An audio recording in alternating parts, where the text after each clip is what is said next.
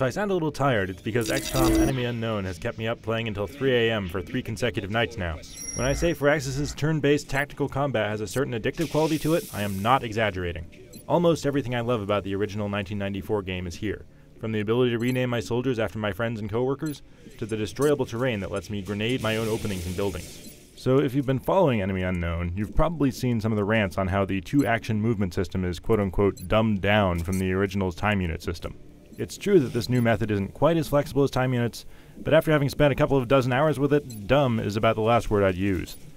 Putting your troops into position to take down a group of rampaging mutons while not getting their faces melted off by incoming plasma fire takes some real tactical thinking and effort. The AI puts up a great fight too.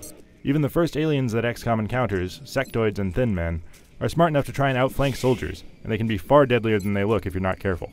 When that ramps up to even nastier enemies like chrysalids, cyberdiscs, and muton brutes, just staying alive becomes some really serious tactical business. XCOM is not at all shy about killing your troops, and I very quickly learned that a soldier who doesn't end his turn in cover isn't very likely to see the beginning of the next one. And because every shot fired is basically a dice roll based on cover, range, weapon stats, and more, you can almost never be certain of the outcome no matter how well you've set things up.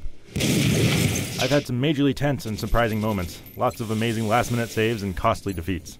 Moment to moment, it's all about making some really tough decisions. Do I stand and fight or do I run? Do I use explosives for an easy kill at the cost of destroying the alien corpse and all the equipment it's carrying? Do I shoot to kill? Or do I try for the sweetest plum and attempt to stun the alien and take him alive? That means getting up close, and preferably wounding the target first, and that demands an entirely different and much riskier tactical approach. A single shot hitting or missing its target can turn the tide of a battle, and because of soldier permadeath, one lost battle can be a very serious setback. If all your best soldiers get killed, they take their high-level skills with them. You'll notice I'm playing using the mouse and keyboard UI, and I'm liking it quite a bit. It's definitely much faster to navigate the many menus by pointing and clicking rather than cycling through using a D-pad. So far I've just talked about the tactical layer of the game, but there's a whole nother strategy layer on top of that where you manage XCOM's base. Building your base is a little bit deeper than it looks, because there are adjacency bonuses that give you extra stuff for putting two of the same kind of structure, like a power plant, next to each other.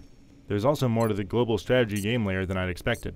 Trying to keep the aliens from driving away funding nations with fear is a game of whack-a-mole where at best, all you're really doing is slowing them down. If you want a real challenge, you'll want to start out as I did, on classic difficulty with Iron Man mode enabled. I took a lot of beatings at the hands of the aliens before I finally got the hang of it. It becomes a desperate rush to unlock laser weapons and armor to keep your dudes alive long enough to kill some aliens. Plus, you have to build the officer training school to let you go from a 4-troop maximum to a 6-man squad. And the impossible difficulty? That's even more brutal.